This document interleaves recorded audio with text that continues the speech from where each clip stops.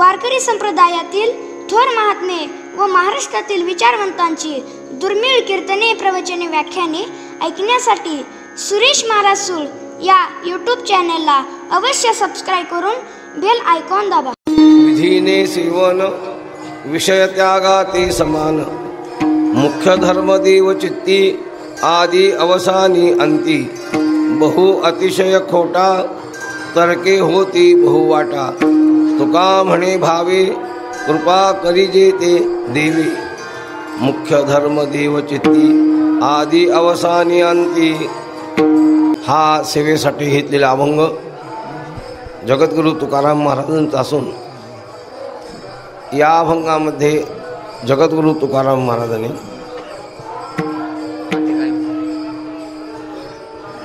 एक विशेष अधिकारी डोळ्यापुढे ठेवून हा अभंग लिहिला.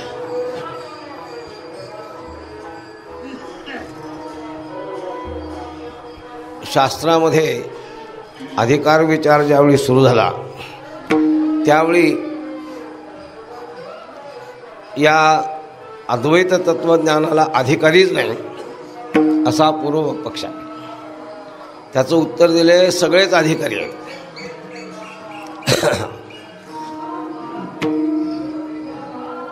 त्याचं कारण काय?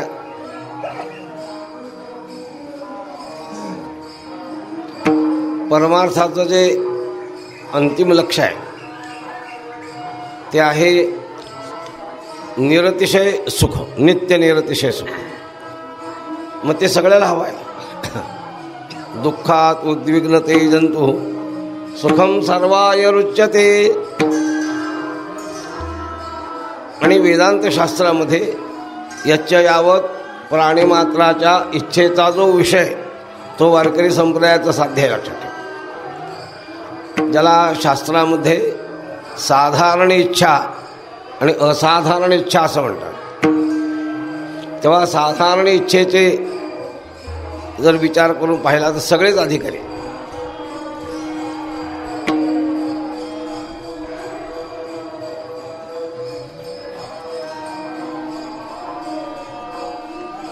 जगस्पृहे आस्पद सार्वभौम हे पद, न मरणे निर्विवाद जगा पडी. सार्वभौम हे पद उपलक्षण आहे. सगळ्या जगाच्या इच्छेचा विषय कोण आहे? सर्व सुख आहे. आणि तेच वेदांत शास्त्राचं अंतिम साध्य. पण त्या सुखप्राप्तीसाठी काही अधिकार विचार केलेला आहे. हे मी आपल्याला आता जे सांगितलं ते साधारण इच्छेच्या दृष्टीने सगळे अधिकारी आहेत. पण असं चालत नाही.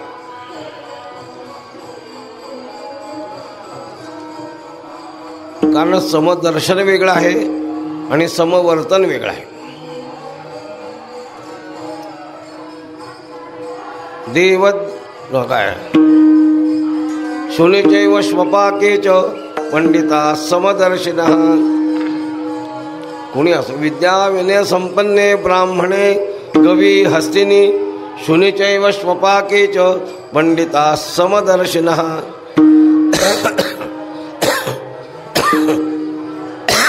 समदर्शन करणं याचा अर्थ ब्रह्मदर्शन करणं असा आहे.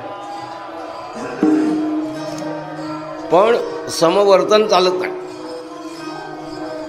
कारण वर्तनामध्ये अधिकाराचा विचार केला.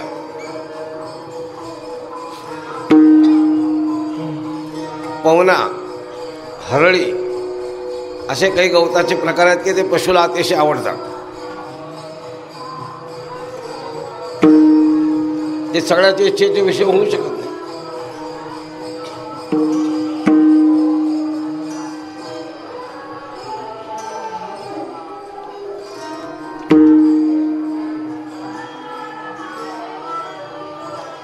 म्हणून एक सिद्धांत असा आहे, मेघ दृष्टीने करावा उपदेश, नाही विचारित मेघ हैंदारी शेत. सारखा पाऊस पडतो, तिथे अधिकाराचा विचार नाही.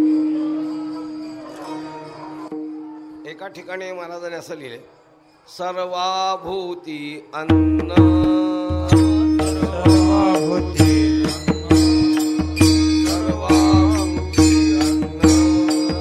सर्वाभूती अन्न द्रव्यपात्र विचारुन द्रव्यपात्र विचारुन द्रव्यपात्र विचारुन द्रव्यपात्र विचारुन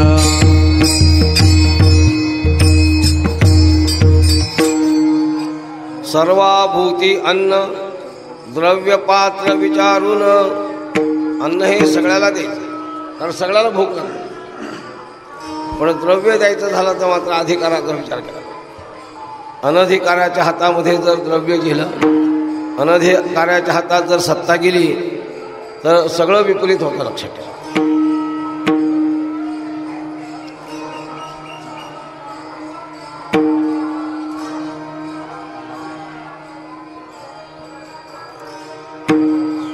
फलाच्या वेळी अधिकाराचा विचार आहे. प्रवेशाला सगळ्यांचा प्रवेश आहे. वेदांत शास्त्रामध्ये सगळ्यांचा प्रवेश आहे आणि फल मात्र अधिकाराप्रमाणे होतं. जेवढे मनुष्य शरीराला आलेले लोक आहेत ते सगळे मोक्षाचे अधिकारी आहेत.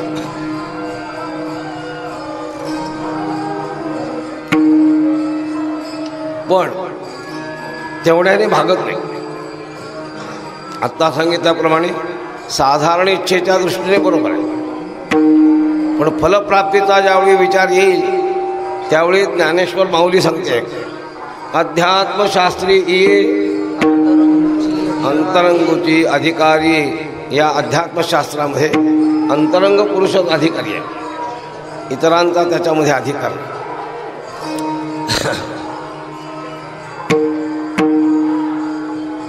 सर्व धर्म समभाव आणि त्याने काढलेला सर्वोदयवाद गंमत आहे. एक विद्वान पुरुष त्याने सर्वोदयवाद केला.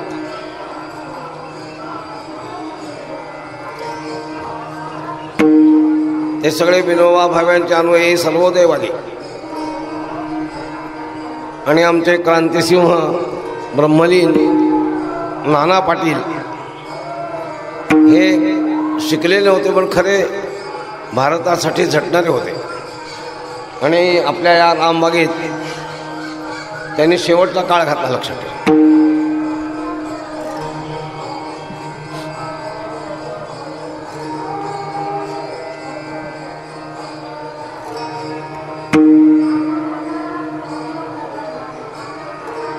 स्वातंत्र्य सैनिकामध्ये त्यांचं पहिलं नाव आहे.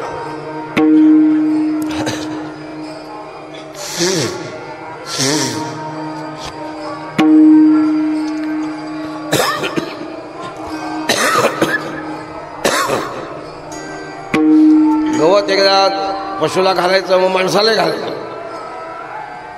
पक्वान न केले तर माणसालाही घालायचे, पशुलाही घालायचे. याला समभाव म्हणत नाही. हे आमचे नाना पाटील काय म्हणाले, महाराज सर्वोदयवाद म्हणजे काय? हळकुंडाबरोबर सुळकुंड उगवतं त्याला वाढवायचं काय?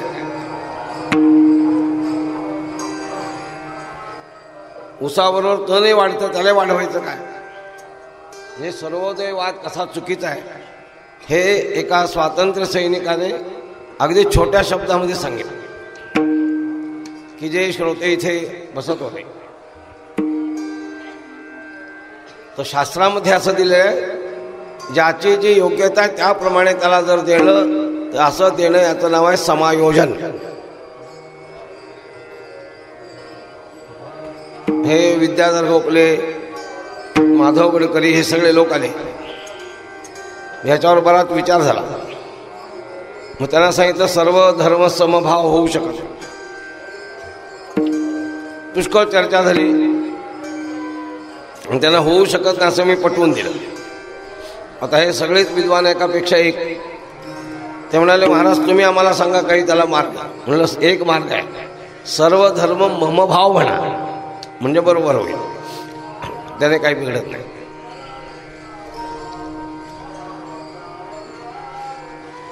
त्यामुळं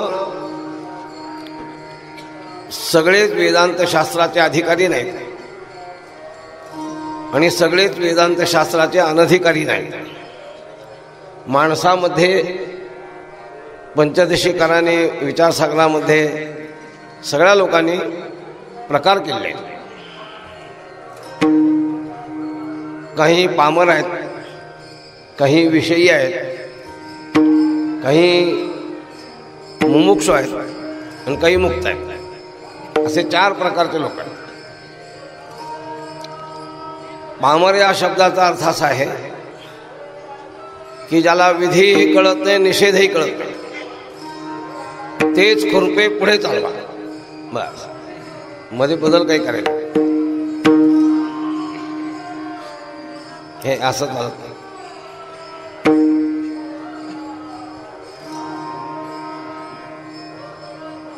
म्हणून मनुष्य मात्रामध्ये पामर ज्याला म्हणतात त्याला विधी कळत नाही, निषेध कळत नाही. अगदी शुद्ध शब्दात सांगायचं झालं तर शेळीच्या तोंडाने चरणारे लोक.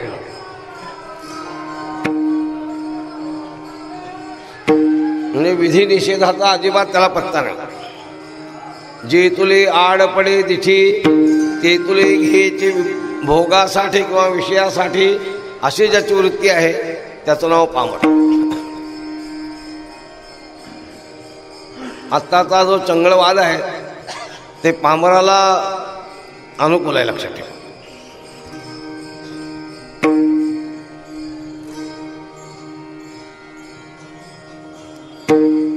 दुसरा वर्ग आहे मुमुक्षु. मुमुक्षु शब्दाचा अर्थ आहे मोक्षेच्छू, मोक्ष प्राप्तीची इच्छा करणारा.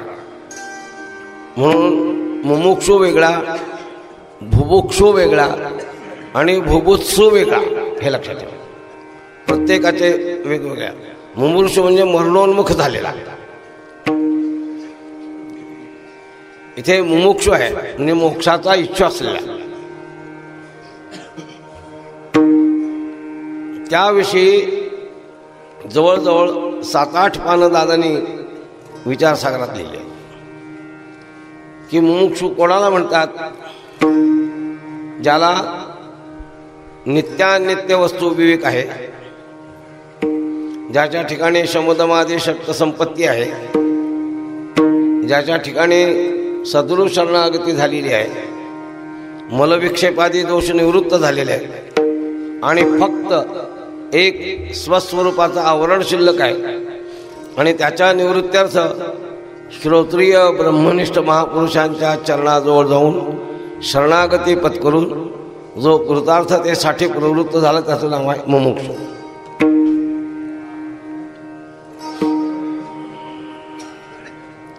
दुसऱ्या शब्दात सांगायचं झालं तर कृतार्थतेची, जन्म मरणातून मुक्त होण्याची ज्याला तीव्र तमस्वरूपाची इच्छा आहे तो खरा मुमुक्ष. किंबहुना भवा विहाया साचे चाडाथी जरी मया तरी उपत्ती या जतन की जे, असं स्वच्छ तिथे किंबहुना भवा विहाया, तू संसाराला भीतोस का?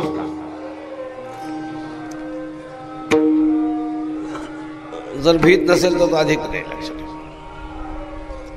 आणि दुसरं लिहिलंय साचे चाड. खरी चाड आहे का? खरी चाड असणारे माणसं फार थोडी आहेत त्यांना.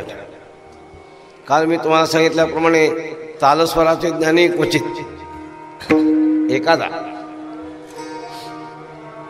सगळे माना डोलवतात, हे माना डोलवतात. सम कुठे त्याला कळत नाही, काल कुठे कळत नाही.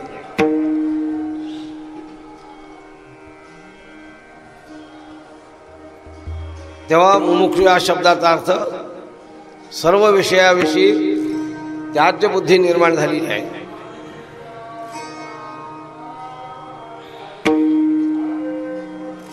विठोबा रखुमाई, विठोबा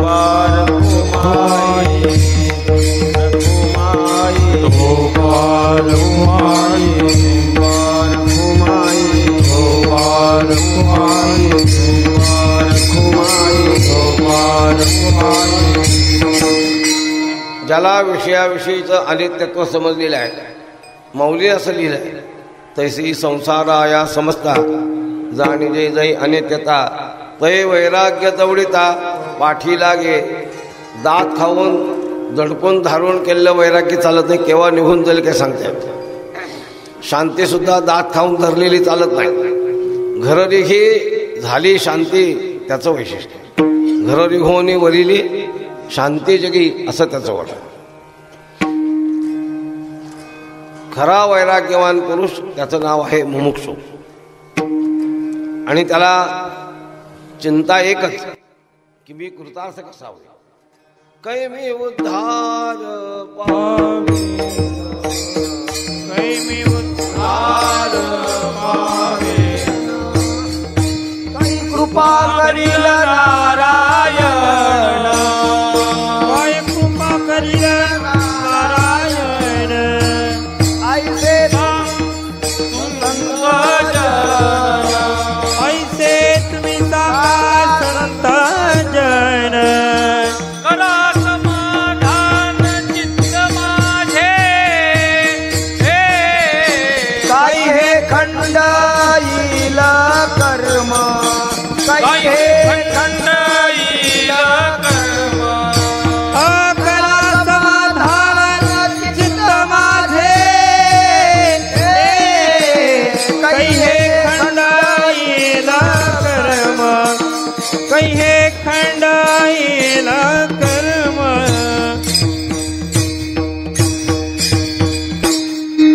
कै मी उद्धार पावेन, कै कृपा करील नारायण.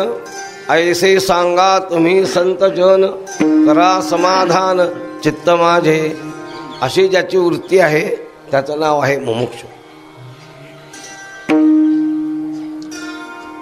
एक वर्ग आहे की जो ब्रह्मात्मिक ज्ञानी आहे, ज्याला शास्त्रामध्ये जीवनमुक्त असं म्हणतात.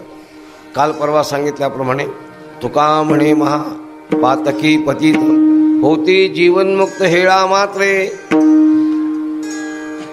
ही जी आपली परंपरा आहे ना, ही परंपरा त्यामुळे सिद्ध होते की जीवनमुक्ती मानली तर सिद्ध. जर जीवनमुक्ती मानली नाही तर संप्रदाय या शब्दाचा अर्थच नष्ट होईल. काल परवा आपल्याला सांगितल्याप्रमाणे सम्यक प्रकर्षेण अविच्छिन्न परंपरेनुसार दीयते इति संप्रदाय. हे हृदयीचे ते हृदय घातले असं पाहिजे.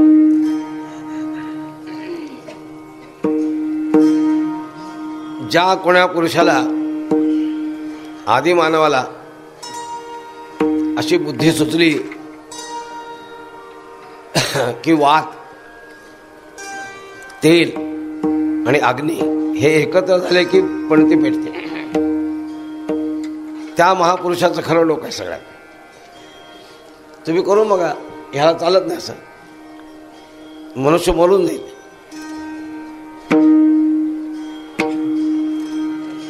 म्हणून दीपोत्सव ज्यावेळी केला जातो त्यावेळी पणत्या वापरत होते. आता पणत्याच्या ऐवजी मेणबत्ती वापरतात. का? दिव्याला दिवा लावला पाहिजे.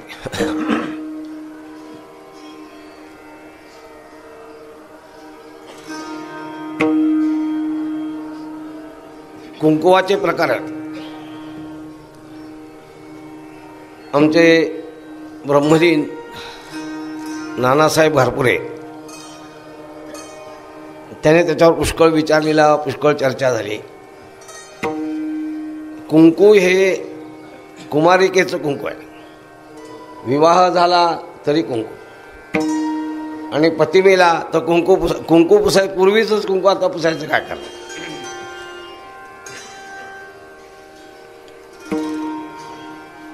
सौभाग्यवतीचं कुंकू वेगळं, ओढ्या असलेले लोक आहेत त्यांचं वेगळी शिवी लक्षात ठेवा, तुम्हाला कोणाला कळणार नाही. मला लिहायचं आहे शिवी पुराण, केव्हा होईल ते बघू.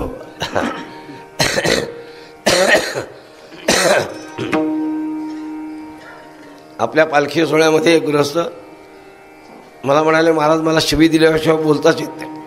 म्हणलं बोलत जा, काय हरकत नाही. त्याला मी सांगितलं, तुला गावरान शिव्या येतात मी तुला सांगतो, मी रानात राहणार असल्यामुळं रानवट शिवी तयार करतो, त्याला अर्थप्रदान करतो आणि देतो, पण मला द्यायची नाही.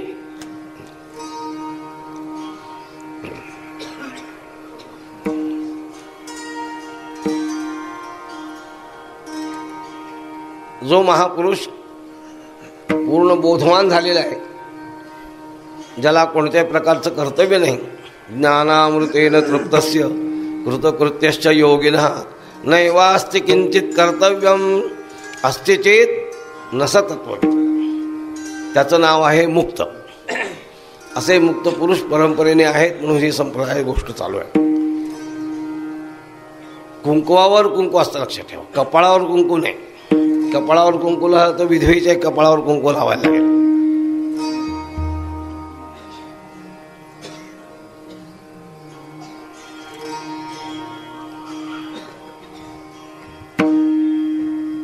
एक सौभाग्यवती बाई सकाळी कपाळाला कुंकू न लावता बसले. लोक बघून विचार करायला लागले, नवरा मेला का काय बाईचा.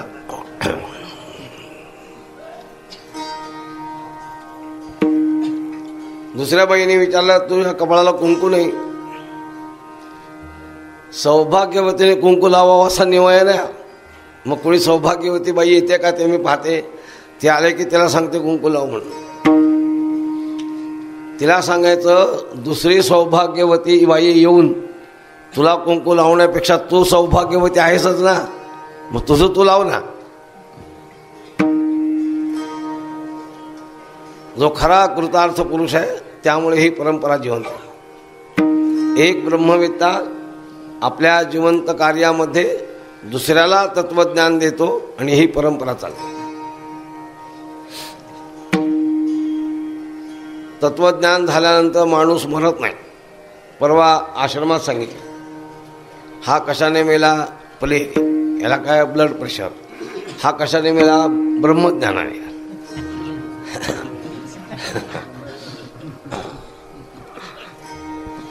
तिथे शब्दच आहे, इथे चेत रोगेव सहा. असं जर असेल तर तो रोगच होईल. म्हणून तत्वज्ञानानंतर मनुष्य जिवंत राहतो. त्याचं नाव आहे जीवनमुक्ती, आणि त्या जीवनमुक्तीमुळे ही आपली परंपरा चालू आहे. आदिनाथ गुरु सकळ सिद्धांत तिथून वाचा सगळं. वंदे सांबादिनाथम तिथून वाचा सगळं. ही सगळी ज्ञानीपुरुषांची परंपरा, आणि हे सगळे मुक्त आहेत. एका हृदयातून दुसऱ्या हृदयामध्ये ज्ञान देऊन चाललेली ही परंपरा आहे.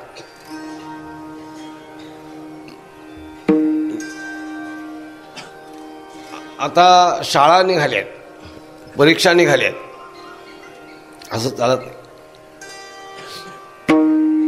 दादा, तात्या, रंगनाथ महाराज जे काही कोण मंडळी आपले असतील, ह्याची परीक्षाच होऊ शकत नाही. लोक आम्हाला विचार, तुमच्या आश्रमामध्ये परीक्षा आहे? आमच्या आश्रमात परीक्षा नाही. आमच्या आश्रमात रोज परीक्षा, कारण कालचा पाठ त्याला कळला तर उद्या दुसरा, नाही तर त्याला सांगायचं नाही. दादा करीत होते, तात्या करीत होते, मी करीत होतो. आता हे लागल्यापासून मी फार आग्रह ठेवत नाही.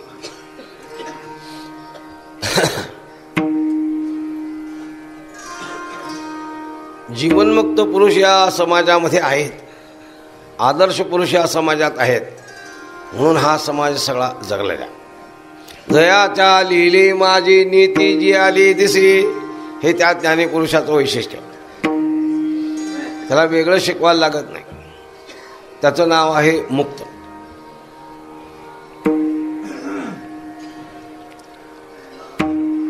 आणखी एक वर्ग राहिला, तो शेवटचा,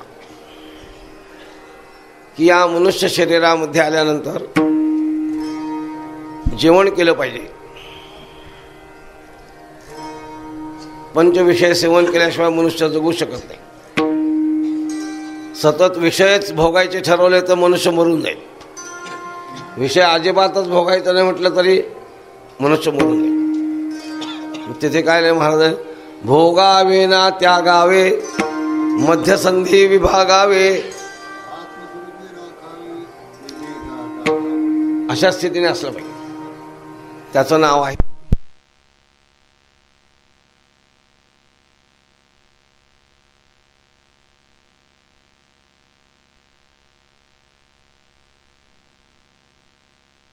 मध्ये विषयी नावाचा जो वर्ग आहे चौथा, की जो वेदाज्ञेप्रमाणे वागतो. तस्मात शास्त्रम प्रमाणं, त्याच्यावरती पुष्कळ विवेचन आहे देवाचा. शास्त्र म्हणेल जे सांडावे ते राज्य ही तृण मानावे, न घेववे तरी घ्यावे विषयी विरू. शास्त्राने सांगितलेलं मग तुम्ही घ्या.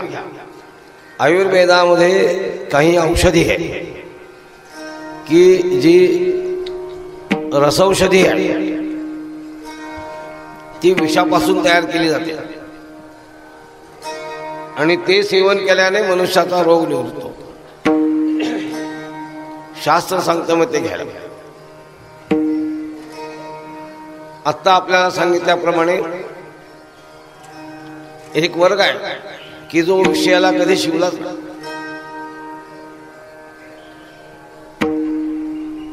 स्पर्शही केला नाही.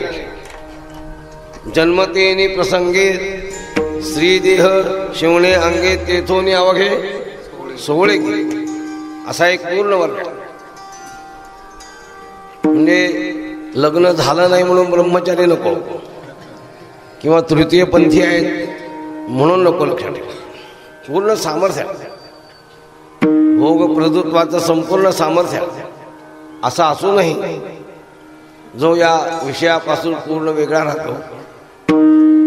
त्यामध्ये पहिलं नाव आहे हनुमंतरायचं. खिळ्या माझी हनुम्या शहाणा, न पडे काम व्यसने रे, कामच नाही तेथे क्रोधच कैसा, कैते तेथे भांडण रे. जीवनमुक्त पुरुषाचं नाव आहे खेळ खेळ. तिथे असं लिहिलेलं आहे शुकाचार्य यांच्याबद्दल, बामणाचं पोर एक खेळाशी भ्याल, 12 वर्षे लपाल रे, कापत कापत बाहेर आले ते नागवेचे पळून गेले रे.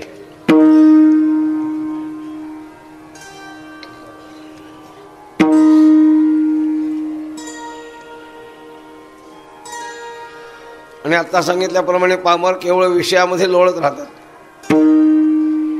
शास्त्र असं सांगतं, वेदाने मनुष्य मात्रासाठी 4 आश्रमांची योजना केलेली आहे, 4 वर्णांची योजना केली आहे. लोक गोंधळ करतात ते मी तुम्हाला सांगतो. म्हणजे जेव्हापासून स्वातंत्र्य मिळालं तेव्हापासून आत्तापर्यंत काही विद्वान त्याचं चिंतन करणार आहेत, पण ऐकतो कोण?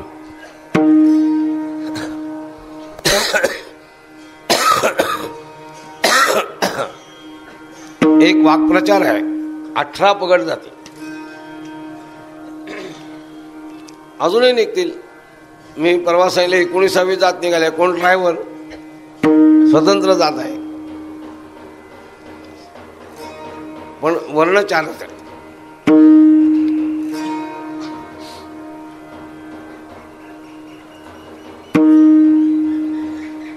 त्यातही ब्राह्मण, क्षत्रिय आणि वैश्य एवढ्यांना मौंजी बंधनात अधिकार आहे. त्याच्याविषयी शास्त्रात बराच विचार आहे, तो आपण वाचा. त्यामध्ये जो विषयी आहे तो वेदांतेप्रमाणे विषय सेवन करतो. आत्ता सांगितल्याप्रमाणे शास्त्र म्हणेले जे सांडावे त्याप्रमाणे, म्हणजे विधिवत व्यवहार करतो. आणि विधिवत व्यवहार करणं हे आपल्या धर्मशास्त्राला मान्य. ब्रह्मचर्य म्हणजे वेदाध्ययन करणं. ब्रह्मचारी व्रत भोकावी अक्षरे, त्याने ते काम करायचं. गृहस्थाश्रमाने विधिवत धर्माविरुद्धो भूतेषु कामोस्मी भरतर्षभ, असं भगवंतांनी सांगितलं.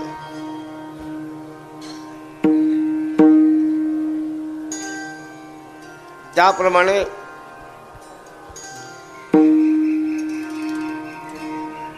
योगाभ्यासाकरता लिहिलंय. युक्ताहार विहारस्य युक्तचेष्टस्य कर्मसु युक्तस्वप्नावबोधस्य योगो भवति दुःखः. आहार विहार चेष्टा जागृती आणि झोप 5 गोष्टी आहेत. आणि या 5ही गोष्टी माणसं करतात, पण युक्तीच्या मापाने मापलेले नसतात. शास्त्र असं सांगतं या 5 गोष्टी जर युक्तीच्या मापाने मापून केल्या तर तो एक योगाभ्यासाचा महत्त्वाचा भाग आहे. हे योगाचं एक अत्यंत महत्त्वाचं अंग आहे. आणि अशा अंगाप्रमाणे विधिवत जो या विषयाचा अंगीकार करतो त्याचं नाव आहे विषयी. त्या विषयीला समोर ठेवून या अभंगाची प्रवृत्ती म्हणा. विधीने सेवन विधीने सेवन विधीने सेवन विधीने सेवन विधीने सेवन विधीने सेवन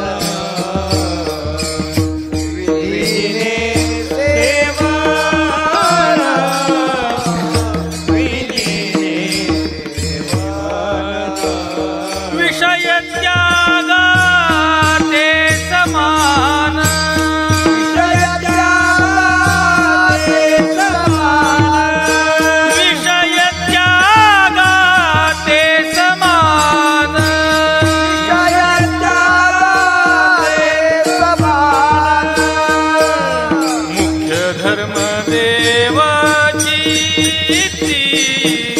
मुख्य धर्म देवाची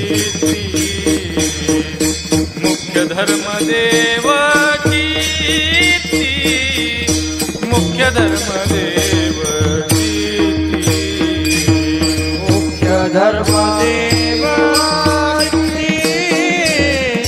मुख्य धर्म देव सिद्धी मुख्य धर्म देव सिद्धी मुख्य धर्म देव सिद्धी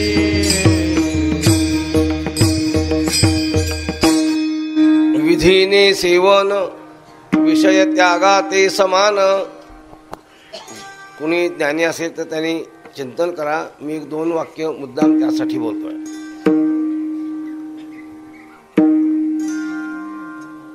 विधीने विषयाचं सेवन करणं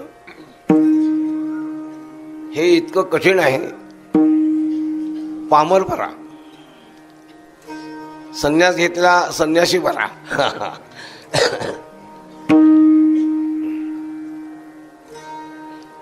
त्यापेक्षा हे अवघड. सांगायला ठीक आहे, ही गृहस्थाश्रम आहे, अमुक आहे, तमुक आहे. लोक सांगत राहतात. अरे तू काय चिंता करतोस, आपल्या कुटुंबामध्ये तू आहेस तर तुझ्याबरोबर बायको आले तर तिलाही होईल. सगळ्या वस्त्राबरोबर तिला वस्त्र मिळेल, सगळ्यांच्या अन्नाबरोबर तिला अन्न मिळेल, वगैरे वगैरे. आणि येणं केनं प्रकाराने त्याचा विवाह करतात. आणि विवाह संपला म्हणजे मग अन्नधान्याची वेळ येते. आई बाप बंधू सगळे सांगतात आम्ही तुला काही देऊ शकत नाही. तो म्हणतो विवाहाच्या पूर्वी आम्ही सगळं करू म्हणाला, आता तुम्ही का? ते म्हणाले म्हणायचं त्याचं कारण त्याला वैवाहिक सत्य म्हणायचं आहे. तू विवाह करावा म्हणून आम्ही बोललो, आम्ही करणार नाही.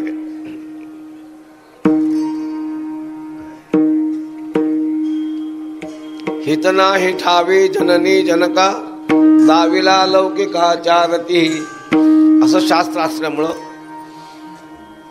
ब्रह्मचारी राहणं, संन्यास घेणं त्यापेक्षाही अतिशय कठीण काही असेल तर विधिवत विषय सेवन करणं. आणि विधिवत विषय सेवन करणं त्याची योग्यता काय? विषय त्यागा ते समान विषय त्याग केल्या इतकं त्याचं महात्म्य आहे. कारण ते सगळ्यापेक्षा अवघड आहे म्हणून. तुम्ही करून बघा ना, माझं कशाला. हे लग्न वगैरे सोडून द्या तुम्ही. मी एक छोटी गोष्ट सांगतो तुम्हाला. रोज जे तुम्ही जेवता ना, त्या जेवणाला एक नियम करा. त्या जेवणापेक्षा अधिक जेवायचं नाही, त्या जेवणापेक्षा कमी जेवायचं नाही. असं तुम्ही प्रयत्न करून बघा, होणार नाही. फार थोडे लोक आहेत की जे या नियमाप्रमाणे वागतात. गोडधोड मिळाला की खोट लावून जेवतात. कपाळ जेवढं टणक आहे तेवढं पोट टणक झालं की त्याचं नाव खोट लावून जेवण.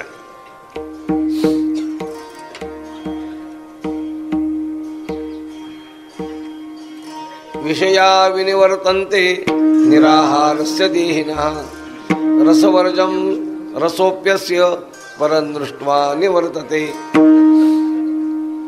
रोगी किंवा एखादा वर्तमान विषयाचा परित्याग करतो. विषया विनिवर्तन्ते निराहारस्य देहिनः. रोगी म्हणा, एखादा योगी म्हणा, त्याचा परित्याग करू शकतो. पण एवढं सगळं करूनही रसवर्जम, त्याच्या आसक्ती सुटत नाही. ती आसक्ती राहते, लक्षात ठेवा. किती खादाड माणसात काही विचारू नका. एक रस विषय, 5 विषय तुम्ही बघा म्हणजे कळेल. शब्द विषयाने हरिण मेला, स्पर्श विषयाने हत्ती मेला, रूप विषयाने पतंग मेला, रस विषयाने मासा मेला, गंध विषयाने भ्रमर म्हणून. म्हणजे एकेका विषयाच्या सेवनाने एक एक प्राणी मरतो. 5 ही विषय वसती नरदेही, काय गती होईल तुम्ही समजा.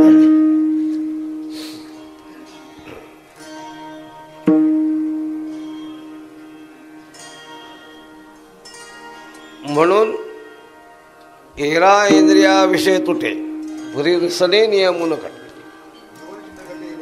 का जीवनच त्याच्यामुळे घडत नाही असं लोक सांगतात, तोही मनुष्य सांगतो. पण शास्त्र असं सांगतं की आत्ता सांगितल्याप्रमाणे शब्द स्पर्श रूप रसगंध या 5ही विषयाला युक्तीच्या मापाने मापून विधिवत जर त्याचं तो सेवन करील तर त्याचा अर्थ आहे विषयाचा खरा त्याग त्याने केला. विधीने सेवन विषय त्यागा ते समान. ह्या सगळ्या मानव शरीराला हे विषयी पुरुषाच्या विषय सेवनाविषयीचा नियम सांगतो. पण यच्चयावत माणसाला धरून किंवा हा विधिवत सेवन करणारा त्याला धरून सगळ्यामध्ये प्रधान तत्व काय, तर प्रधान तत्व ते महाराज दुसऱ्या चरणात. मुख्य धर्म देव चित्ती, मुख्य धर्म देव चित्ती, मुख्य धर्म देव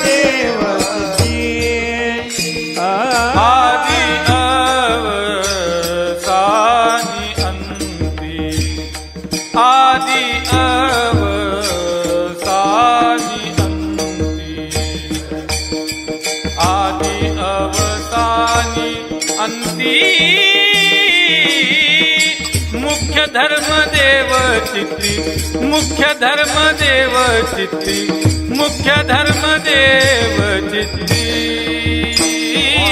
आदि अवसानी अंती, आदि अवसानी अंती, आदि अवसानी अंती. मुख्य धर्मदेव चित्ती मुख्य धर्मदेव चित्ती मुख्य धर्मदेव चित्ती.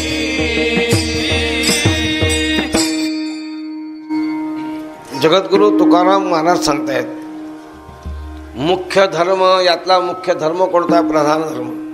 देवचित्ती, तो देव आपल्या चित्तात असावा, हा सगळ्यामधला मुख्य धर्म आहे. आता सांगितलेल्या चारही आश्रमाचा विचार करा. या सगळ्यांचं अंतिम साध्य काय? देवप्राप्ती.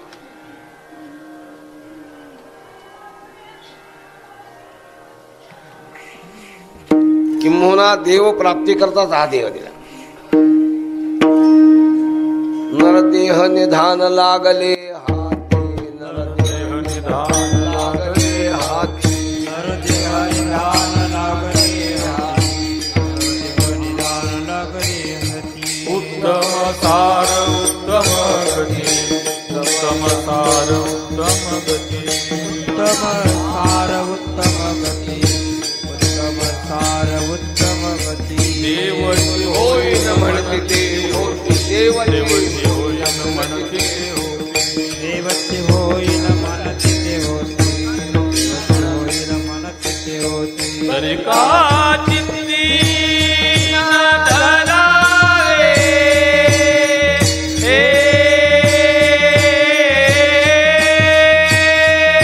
तरी का चित्ती न धरावे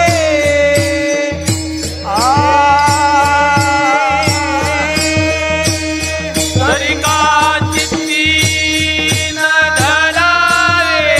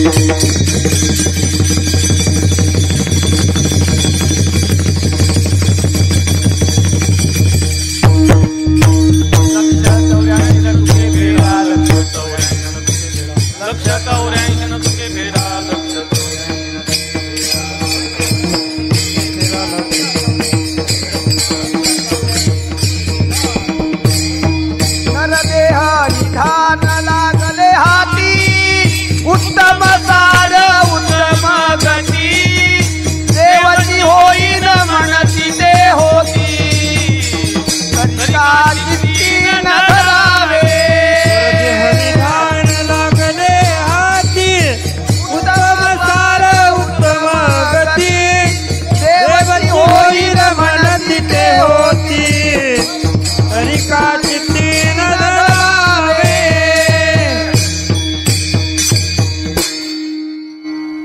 नरदेह निधान लागले हाती, उत्तम सार उत्तम गती. इथे महत्वाने देवची होईन म्हणती तरी तो होती. मनुष्य देहात आल्यानंतर त्याने जर प्रतिज्ञा केली तर ती सार्थ होते. लक्षात पण ऐशा नावे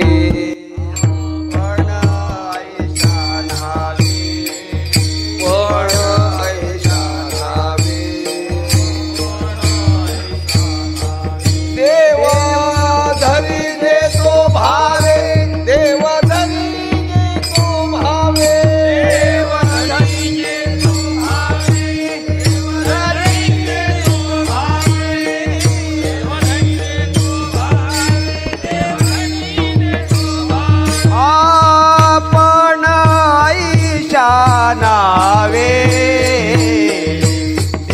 धरी जे तो भावे, देव धरी जे तो भावे, देव धरी जे तो भावे, पण आईच्या नावे, देव धरी जे तो भावे, देव धरी जे तो भावे, देव धरी तो भावे.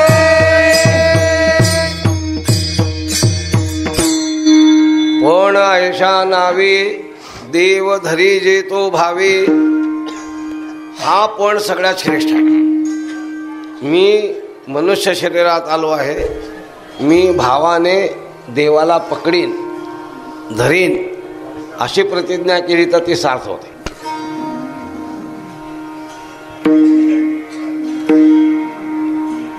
अर्थात शुद्ध सत्वप्रधान अशा प्रकारचा भाव पाहिजे. दुसरा त्याचा अर्थ सांगतो, कारण भाव शब्दाचे अनेक अर्थ आहेत. बाजार भाव, तो मनुष्य भाव खातोय.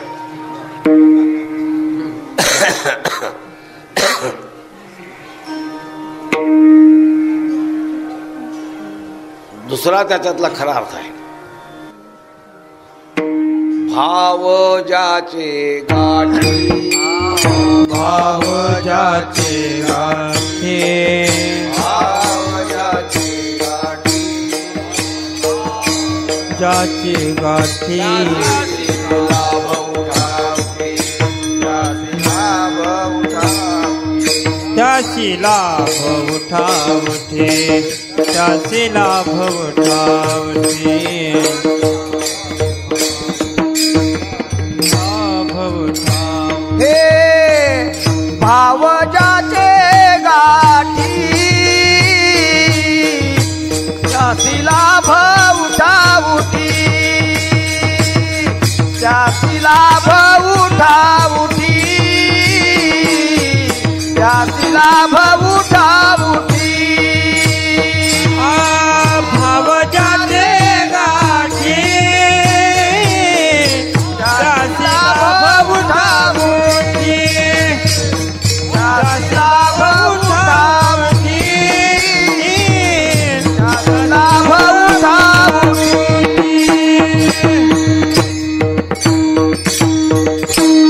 भाव ज्याचे गाठी त्यासी लाभ उठाउठी. ज्याच्या पदरी भाव आहे त्याला लाभ उठाउठी म्हणजे अतिसत्वर मिळतो. इथे भाव शब्दाचा अर्थ असा आहे,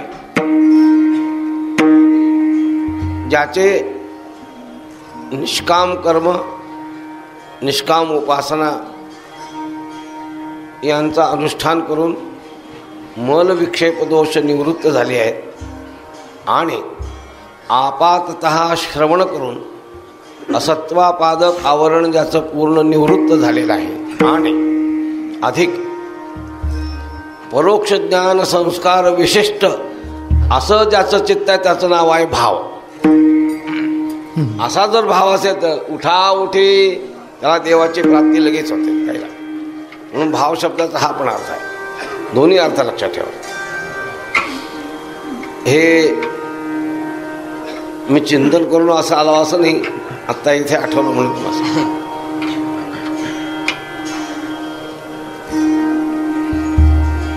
काय कधी आठवेल काही सांगता येत नाही.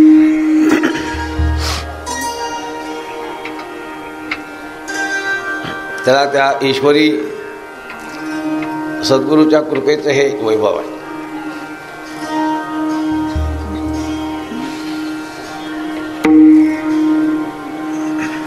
नामभक्तीमध्ये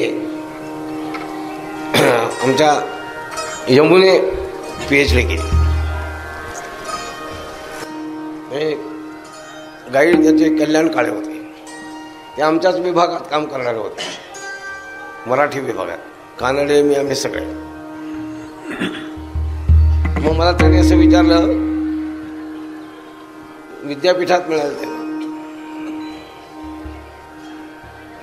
माननीय कल्याण काळे मला म्हणाले, महाराज मी तुमच्या मुलीला काय मार्गदर्शन करणार. अहो म्हटलं मी म्हणत नाही, विद्यापीठाने तुम्हाला दिले, तुम्हाला काय पाहिजे तसं तुम्ही सांगा, बाकी सगळं मी करतो.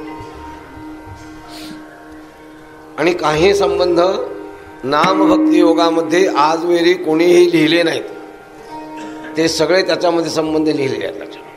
म्हणून तिला PhD पदवी मिळाली लक्षात ठेवा.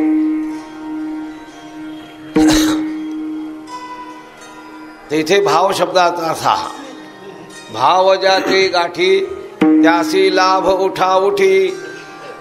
आपण आणखी एक लक्षात ठेवा, भक्तिभाव हा साधक दशेत वेगळा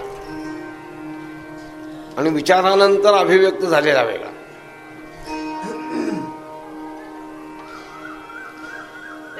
विवाहापूर्वी गण गोत्र गुण सगळे लक्षणं मोजून मग विवाह केला, म्हणजे विचारपूर्वक विवाह केला. आता हल्ली असा कोणी विचार करीत नाही, पण एक वर्ग आहे अजूनही की जो कुळगोत्राधिकांचा विचार करूनच विवाह केला.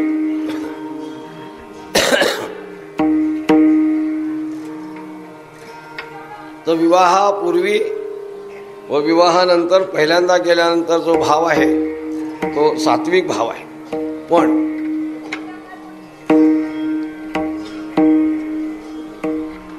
चार दोन मुलं झाली आणि पुन्हा त्या पतीवर जर श्रद्धा निर्माण झाली तर विचारपूर्वक निर्माण झालेला भाव आहे.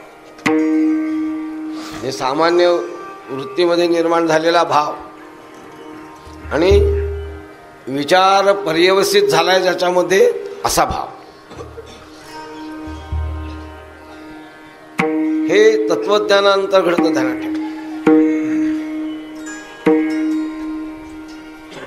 नवविधा भक्तीमध्ये मी शेवटी 10वी भक्ती लिहिली. त्याचं ब्रीद वाक्य काय, याही वरी पार्था माझ्या भजनी आस्था तरी तया ते मी माथा मुकुट करी. आता हा विचारपूर्वक म्हणजे विचार ज्याचा भावनेमध्ये परिवर्तित झालाय, आता तो बदल होणार नाही. आता बदलणं कधीही शक्य नाही. म्हणून साधक दशेमध्ये असलेला भाव आणि तत्वज्ञानानंतर निर्माण झालेला भाव, किंवा काल सांगितल्याप्रमाणे माझी मज झाली अनावर वाचा छंदया नामाचा घेतलाशे, अशीच ती भावाची स्थिती. ती तत्वज्ञानानंतर निर्माण झालेला जो भाव आहे त्या भावाचं वैभव अतिशय वेगळं आहे. किंवा तत्वज्ञानानंतर झालेल्या भावामध्ये केलेल्या नर्तनामध्ये देव नाचतो, लक्षात ठेवा. त्याचं उदाहरण आहे नामदेव महाराज. नामदेव महाराज पूर्वी कच्चं गाडगं होते, पण गोरोबा काकांच्याकडे गेल्यानंतर पक्के झाले. आणि पक्क झाल्यानंतर मग तुम्ही ती वाचा, तीर्थावळी सगळी वाचा. म्हणजे ज्ञानेश्वर महाराजांच्या चरित्रातला सगळ्यात महत्वाचा भाग आहे तीर्थावळी. ज्ञानेश्वर महाराजांच्या चरित्रावर काही लोकांनी कादंबऱ्या लिहिल्या, पण मी मात्र बरोबर चरित्र लिहिलं. ते चरित्र नामदेव महाराजांनी लिहिलं त्याप्रमाणे लिहिलं. त्यावेळेचे सगळे अभ्यासक, विद्यापीठीय पातळीवरचे आणि कीर्तनकार, प्रवचनकार आपले, मी तिथे एक वाक्य बोललो आहे आणि ते सगळे लोक वेदवाक्य म्हणून वापरतात. नामदेव महाराजांची आधी जर तुम्ही प्रमाण मानले नाही तर नामदेव महाराजांना चरित्र अतिशय महत्वाची गोष्ट आहे. नामदेव महाराज हे ज्ञानेश्वर महाराजांच्या पेक्षा वडील होते ध्यानात. आणि महाराजांनी समाधी घेतल्यानंतर बरेच दिवस होते.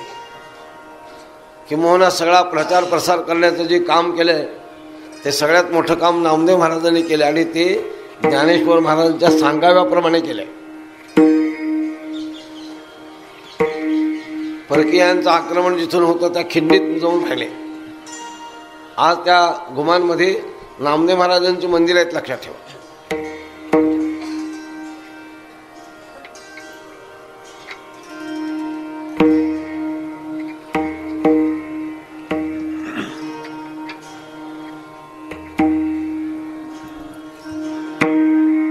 पहिल्यांदा पोळी परब पळवीत होते त्यावेळी नामदेव महाराज विचार करायचे. आणि पुन्हा आल्यानंतर ते नुसती पोळी का मी तूप घेऊन येतो म्हणाले.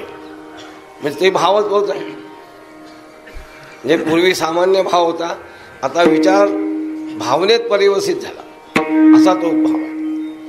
आणि या भावाचं महत्त्व सगळ्यात श्रेष्ठ आहे.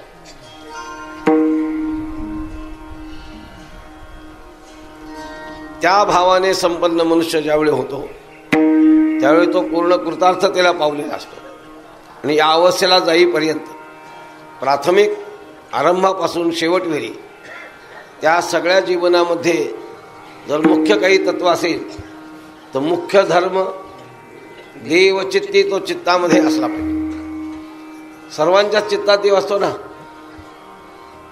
तसं नाही. एका ठिकाणी महाराजांनी वेगळा अभंग लिहिला, देव वसे चित्ती, देव वसे चित्ती, देव वसे चित्ती, देव वसे चित्ती.